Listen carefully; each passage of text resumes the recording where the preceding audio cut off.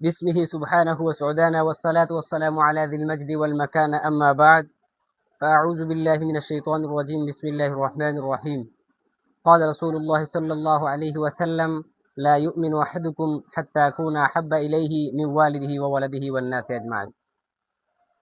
আমরা সকলেই জানি যে এখন রবিউল আউয়াল মাস চলতেছে। তো রবিউল আউয়াল মাস হলো আল্লাহ রসুল সাল্লাল্লাহু আলাইহি ওয়াসাল্লামের জন্মের মাস, আবার মৃত্যুরও মাস। তাই সময়ের দাবি হলো ওই মাসে আমরা আল্লাহ রসুল সাল্লাল্লাহু আলাইহি সাল্লাম সম্পর্কে জানবো। শুধু এই মাসে নয়, আমাদের প্রত্যেকের উচিত সবসময় আমরা আল্লাহ রসুল সাল্লাল্লাহু আলাইহি সাল্লামের সিরাত জানবো, আল্লাহ রসুল সাল্লাল্লাহু আলাইহি সাল্লামের ফ্যামিলি সম্পর্কে জানবো।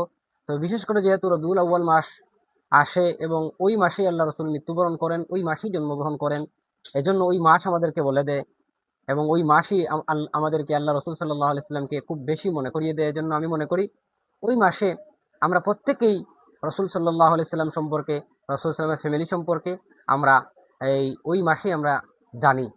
তো যাই হোক, আমাদের মধ্যে অনেকে আছি যে বিভিন্ন খেলোয়াড় বা সেলিব্রিটি নায়ক নায়িকাদের নামে একসাথে অনেকজনের নাম বলতে পারবো, কিন্তু আফসোস এবং পরিতাপের বিষয় হলো অনেক যুবক এমন আছে, অনেক যুবতী এমন আছে যে আল্লাহ রসুল সাল্লাল্লাহু আলাইহি ওয়াসাল্লামের ফ্যামিলি সম্পর্কে জানে না, স্ত্রী কয়জন ছিলেন জানে না, ছেলে মেয়ে কতজন ছিলেন জানে না। অর্থাৎ রসুল সাল্লাল্লাহু আলাইহি ওয়াসাল্লামের ফ্যামিলি সম্পর্কে খুব কমই মানুষ ধারণা রাখে। অথচ আল্লাহ রসুল সাল্লাল্লাহু আলাইহি ওয়াসাল্লাম হাদিসের মধ্যে বলেন যে লা ইউমিনু আহাদুকুম হাত্তা আকুনা আহাব্বা ইলাইহি মিন ওয়ালিদিহি ওয়া ওয়ালাদিহি ওয়ান নাসি আজমাইন। আল্লাহ রসুল বলেন, তোমাদের মধ্যে কোনো ব্যক্তি ততক্ষণ পর্যন্ত পরিপূর্ণ মুমিন হতে পারবে না যতক্ষণ পর্যন্ত না লা ইউমিনু আহাদুকুম হাত্তা আকুনা আহাব্বা ইলাইহি মিন ওয়ালিদিহি ওয়া ওয়ালাদিহি, যতক্ষণ পর্যন্ত না কোনো ব্যক্তি তার নিজের থেকে, তার পরিবার, তার সন্তান সন্ততি, দুনিয়ার সমস্ত মানুষের থেকে আল্লাহর নবী তথা রসুল সাল্লাল্লাহু আলাইহি সাল্লামকে বেশি মহব্বত না করবে, ততক্ষণ পর্যন্ত পরিপূর্ণ মুমিন হতে পারবে না।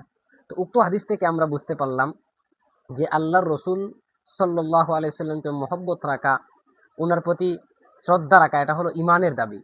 তো যাই হোক, এজন্য আমি আজকে যে বিষয়টি নিয়ে আলোচনা করব সেটা হলো আল্লাহ রসুল সাল্লাল্লাহু আলাইহি সাল্লামের পুরো ফ্যামিলি, অর্থাৎ রসুল সাল্লাল্লাহু আলাইহি সাল্লামের বংশধারা থেকে নিয়ে একদম আল্লাহ রসুল সাল্লামের এই দাদা দাদি, নানা নানি, বাপ চাচা অথবা ফুফু, স্ত্রী, মেয়ে, মেয়ের জামাই ইত্যাদি নাতনি, অর্থাৎ টোটালি রসুল সাল্লাল্লাহু আলাইহি ওয়াসাল্লামের সম্পূর্ণ ফ্যামিলি নিয়ে আমরা আজকে কথা বলবো। প্রথমত হলো আল্লাহ রসুল সাল্লাল্লাহু আলাইহি ওয়াসাল্লামের বংশধারা। ঐতিহাসিকগণ লিখেন যে আল্লাহ রসুল সাল্লাল্লাহু আলাইহি ওয়াসাল্লামের বংশধারা 3 ভাগে বিভক্ত। প্রথম ভাগ আদনান পর্যন্ত, এরপর আদনান থেকে ইব্রাহিম আলাইহিস সালাতু ওয়াস সালাম পর্যন্ত দ্বিতীয় ভাগ, এবং ইব্রাহিম আলাইহিস সালাম থেকে আদম আলাইহিস সালাতু ওয়াস সালাম পর্যন্ত তৃতীয় ভাগ। তো এই 3 ভাগের মধ্যে প্রথম ভাগের ক্ষেত্রে সমস্ত ঐতিহাসিকগণ একমত, আর বাকি 2 ভাগ তথা ইব্রাহিম থেকে, আদনান থেকে ইব্রাহিম আলাইহিস সালাতু ওয়াস সালাম পর্যন্ত এবং ইব্রাহিম থেকে হযরতে আদম আলাইহিস সালাতু ওয়াস সালাম পর্যন্ত, এই 2 ভাগের মধ্যে অনেক ঐতিহাসিকগণের মধ্যে অনেক এই ইখতিলাফ বা মতানৈক্য রয়েছে। এজন্য আমি দ্বিতীয় এবং তৃতীয় ভাগ উল্লেখ করব না, শুধুমাত্র যে এই ভাগের মধ্যে সকল একমত এই ভাগটা উল্লেখ করব।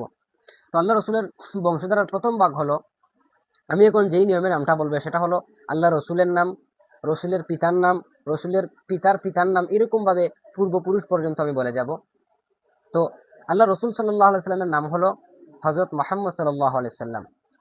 আমি বলছি যে মুহাম্মদ বিন আব্দুল্লাহ বিন আব্দুল মুত্তালিব বিন হাশিম বিন আব্দে মনাফ বিন কুসাই বিন কিলাব বিন মুররাহ বিন কাব বিন লুয়াই বিন গালিব বিন ফিহির বিন মালিক বিন নজর বিন কেনানা বিন খুজাইমা বিন মুদ্রিকা বিন ইলিয়াস বিন মুজার বিন নিজার বিন মাআদ বিন আদনান। এই হলো প্রথম ভাগ।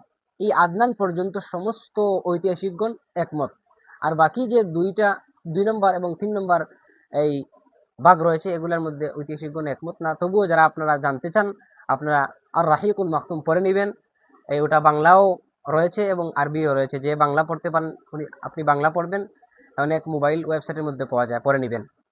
তো যাই হোক, এই হলো রসুল সাল্লাল্লাহু আলাইহি সাল্লামের বাবার দিক থেকে বংশধারা। তো এখন হলো রসুল সাল্লাল্লাহু আলাইহি সাল্লামের মায়ের দিক দিয়ে বংশধারা কি। তো রসুল সাল্লাল্লাহু আলাইহি সাল্লামের মায়ের নাম আমরা সকলেই জানি ছিল আমেনা। হযরত মুহাম্মদ সাল্লাল্লাহু আলাইহি সাল্লামের মায়ের নাম আমেনা। তো আমরা আমেনা থেকে যদি বংশধারা হিসাব করি,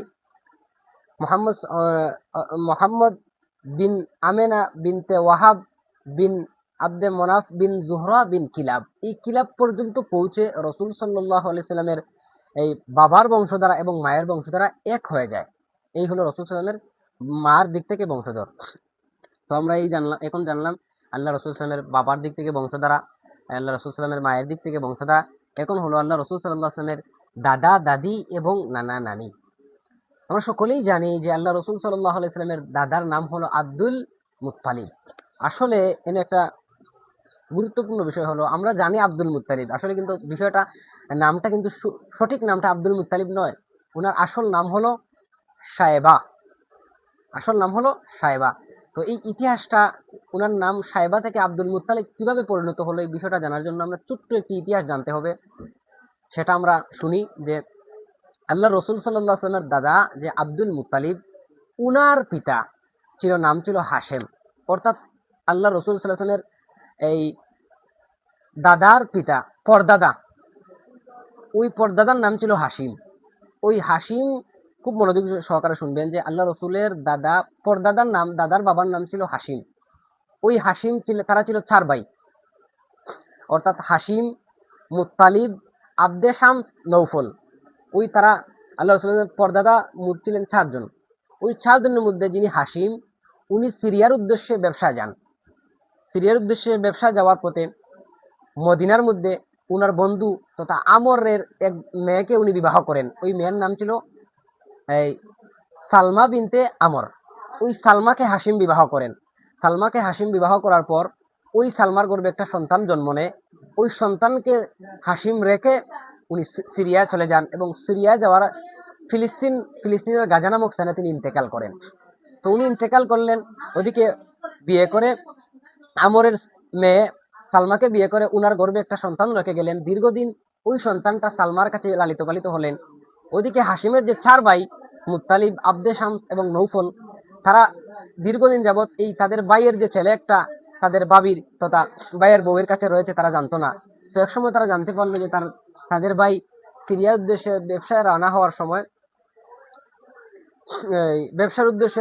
সময় এই একজন মেয়েকে বিবাহ করে তখন তার গর্ভে একটা সন্তান রেখে গিয়েছিল। যখন হাসিমের ভাইরা জানতে পারলো, তখন হাসিমের 4 ভাইয়ের মধ্যে এক ভাইয়ের নাম হলো মুত্তালিব। এই হলো মূল ইতিহাসটা। এই মুত্তালিব তখন গুড়া নিয়ে তার ভাইয়ের ঘরের বাতিজাকে আনতে গেল।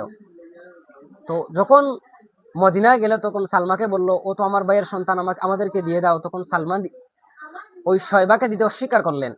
যখন মুত্তালিব বললেন, দেখেন ও তো আমার ভাইয়ের সম্পদ, বরং ওকে আমি তো আপনার মদিনার দিকে আল্লাহর ঘরে নিয়ে যাচ্ছি, তাই এতে কোনো সমস্যা নেই। তখন সালমা যখন আল্লাহর ঘরের কথা শুনলেন, তখন সালমা তাকে দিয়ে দিলেন, অর্থাৎ শয়বাকে নিয়ে যাওয়ার অনুমতি দিলেন।